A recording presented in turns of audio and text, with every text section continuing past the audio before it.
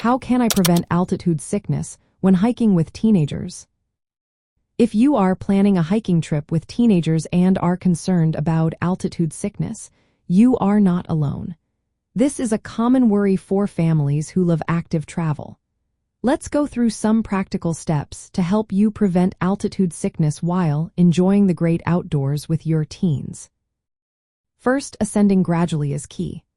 Avoid moving quickly from low altitude, like below 4,000 feet, to high altitude, above 9,000 feet, in one day.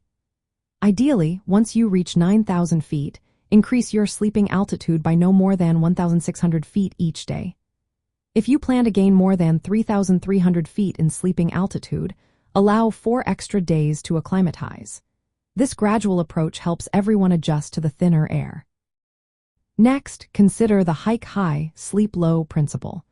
During the day, hike to a higher elevation than where you will sleep, then return to a lower altitude to rest. This method supports acclimatization and reduces the risk of altitude sickness. If you must ascend more than 1,000 feet in a day, think about descending a few hundred feet to sleep. Staying hydrated is another important factor.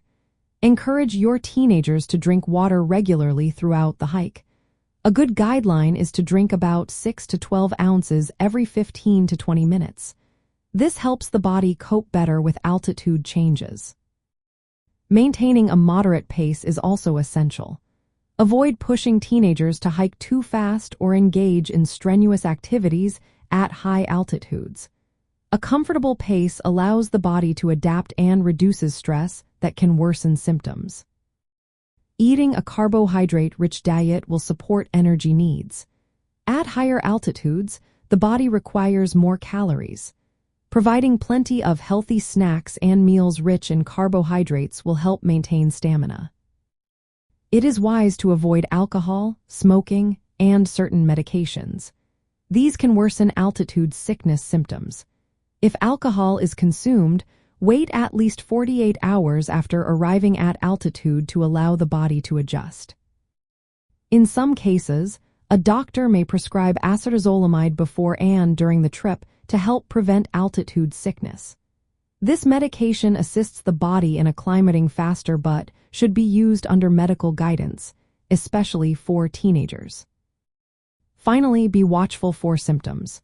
Even with precautions, altitude sickness can occur. Symptoms include headache, nausea, dizziness, and fatigue.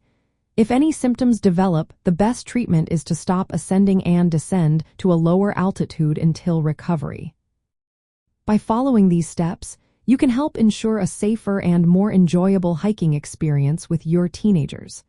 Allowing extra time for acclimatization and prioritizing health will help everyone adjust better and reduce the risk of altitude sickness. Happy hiking!